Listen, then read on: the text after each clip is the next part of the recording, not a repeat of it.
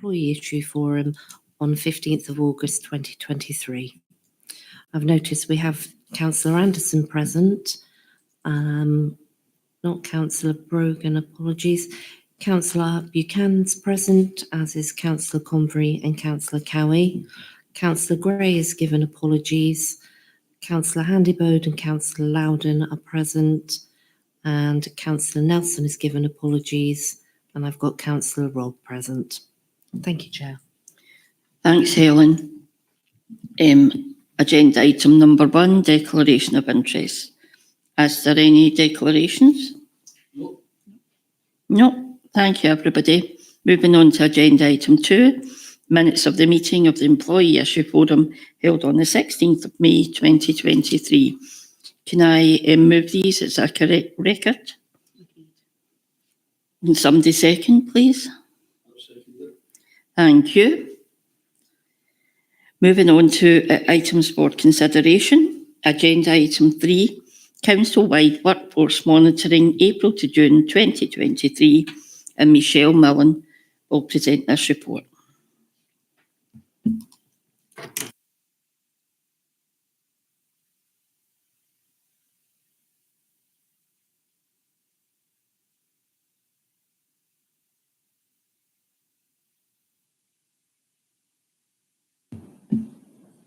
Let me know. Sorry. This is a standard report on workforce monitoring that comes to the Employee Issues Forum, and this covers the period of April to June 2023. There's a few areas that I wanted to highlight. I know that the committee will be familiar with the content and the format of this report. Just at section 4.1, the Council's absence rate for June 2023, shown in Appendix 1, is sitting at 4.7%, which represents a decrease of 0.4%. And based on annual trends in the absence rate to June 2023, the projected annual average absence rate for the Council for the financial year 23-24 is 5.6%. Turning over the page, there was a couple of areas I wanted to flag, which is days lost due to psychological conditions, which have increased by 436 days. The days lost to musculoskeletal conditions have increased by 703 days, and the total days lost due to respiratory conditions have decreased by 2,281 days.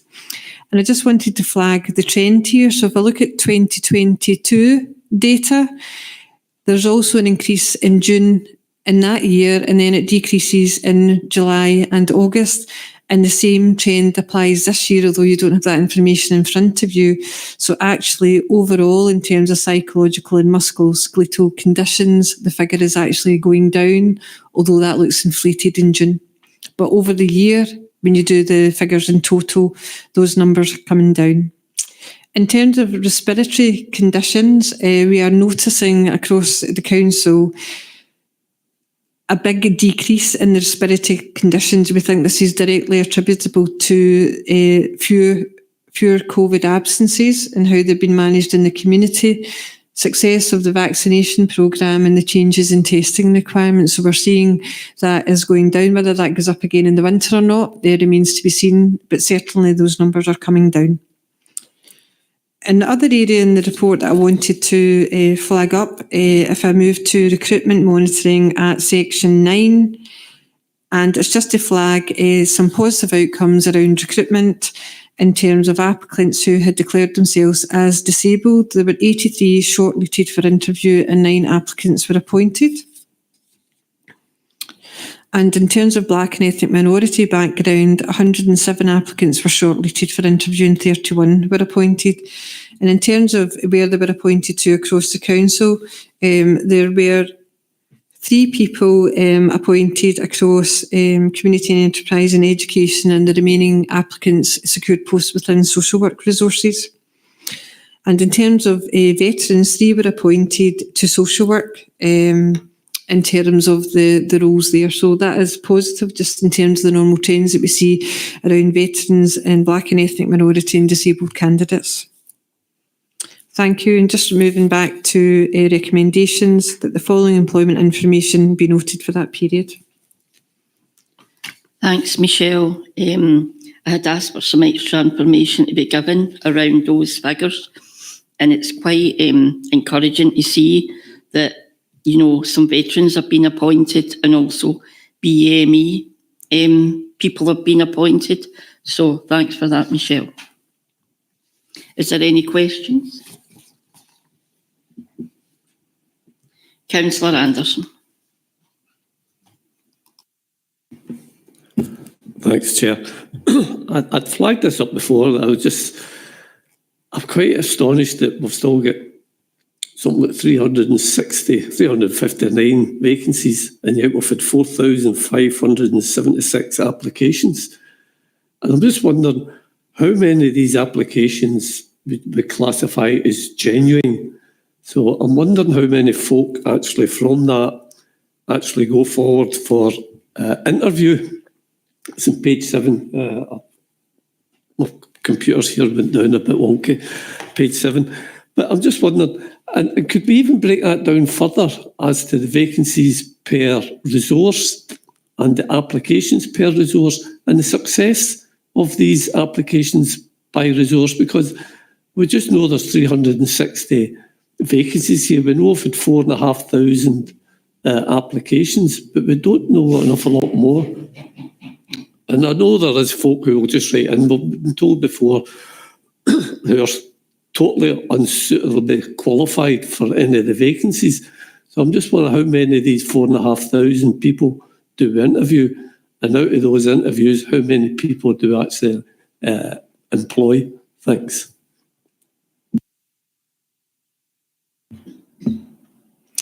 You're correct, you will have heard this before. Obviously, we treat every application that we get as a genuine application, and all applications go through the normal shortlisting process. There are a number within that may seem to be speculative in terms of people just looking for a job and trying to secure employment. And we will use our shortlisting process in terms of the requirements of the role. In terms of that, we can certainly get you a breakdown by resource. That's not a problem, so I can certainly provide that after the meeting. Chair, could it be incorporated in the figures? So we need to ask for it at every meeting, just something that says community and enterprise have got X amount of vacancies. We interviewed, or we had X amount of applications for these jobs. We interviewed X amount of people and we employed so many people. As I say, I'm just amazed we've got 360 vacancies and we had 4,500 applicants. And it just doesn't seem to be, I'm just wondering. Then that way we could maybe target the areas that we need to target for trying and get better people, better qualifications or whatever it is needed for the jobs. Thanks. Is that something we can do, Michelle? Certainly that's something we can do. This is certainly a standard report, so we can look at certainly the Constitution or the report in terms of how we go about certainly changing that, but we do have that information and it is easily accessible. You'll find as well it'll be maybe particular to certain resources or the type of job that happens to be advertised. So we know, for example, when we recruit for modern apprentices or we recruit for early years, there are certain posts that are very attractive to a number of applicants, and there tend to be higher volumes apply for them because there's maybe a higher population maybe who have an interest in those areas as well. But we can certainly get that information and share it. Yeah. Thanks, Michelle.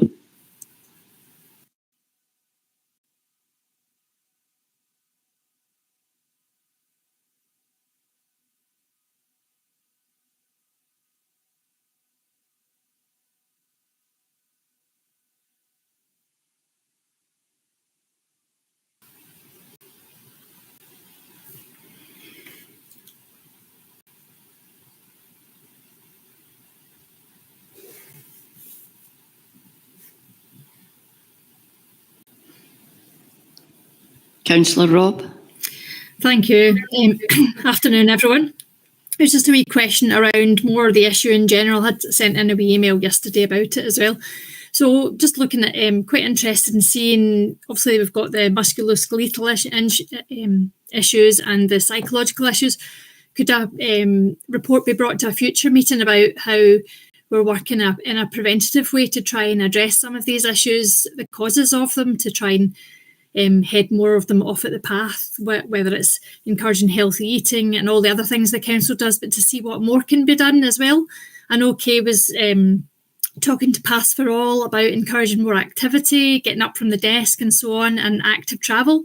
And there was news of a staff active travel strategy. So it's just to see what could be brought to a future meeting to look at the preventative issues about how we prevent ill health in the workforce and promote health. Thank you.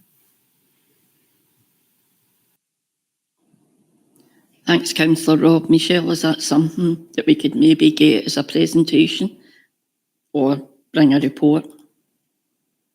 Yes, certainly, and thanks to Councillor Robe for her email.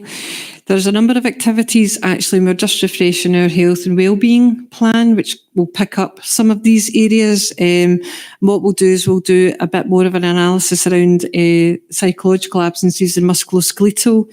We have actually been offered some free places at South Lanarkshire College around mental health first aid, and we're embarking on that. So we've picked a number of managers across 2 resources in the first instance, which is housing and technical resources and community and enterprise resources. And we've also put one of our trainers onto the course so that we can then build that more into our own material as well, but continue to liaise with the college in terms of what can maybe be developed in the future. So we could bring an update to the forum on that with some more detail in the future.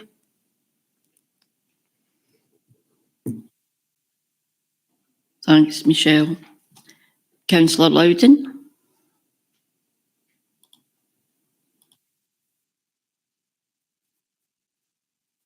John's question about volume of applications.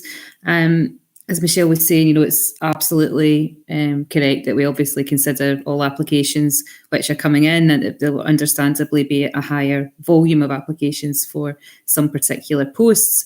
But this question, it's in the back of an article that I'd read about the use of AI and automated systems for filling in job applications.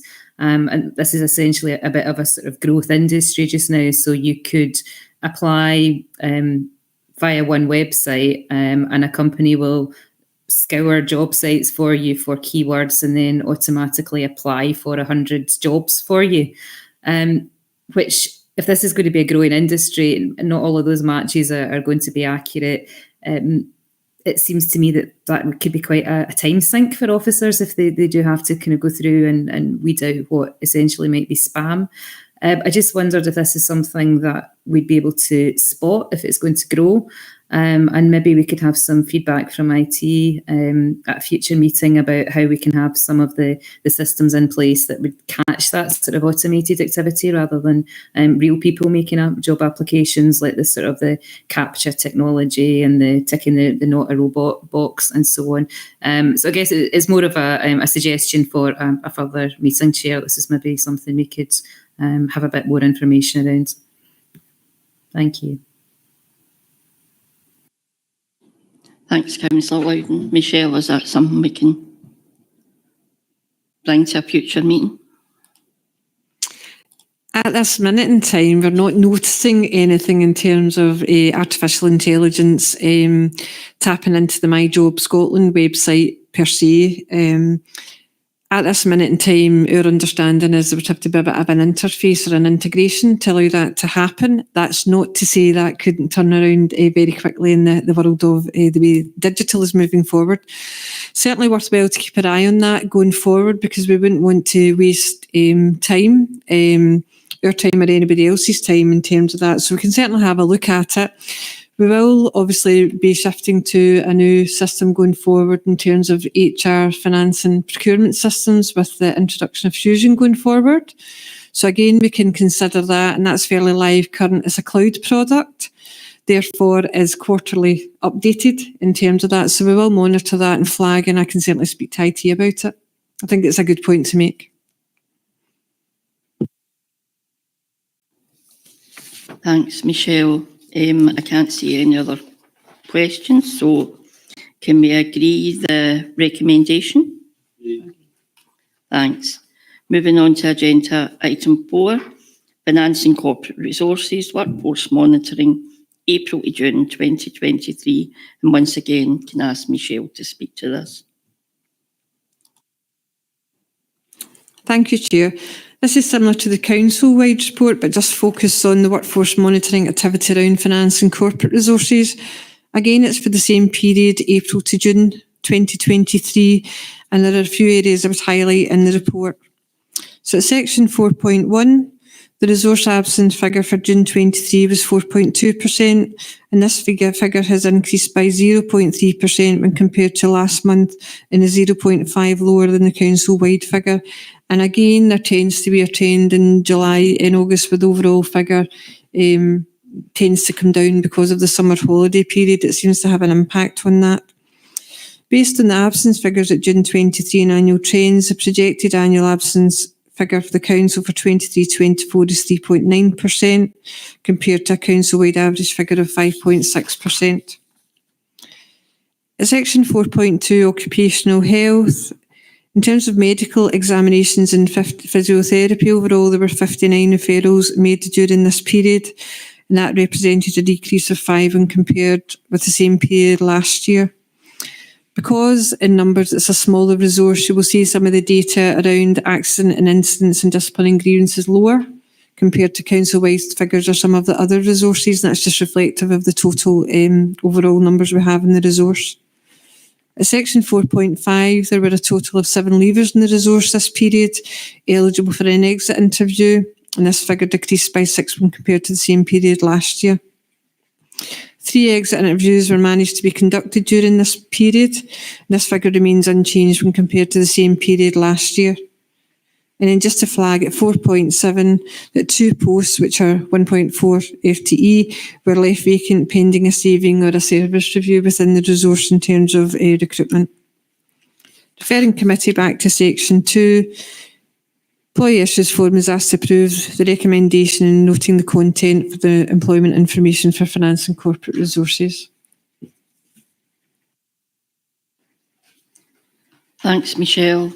Is there anybody got any questions on that report? No, I'm not seeing any.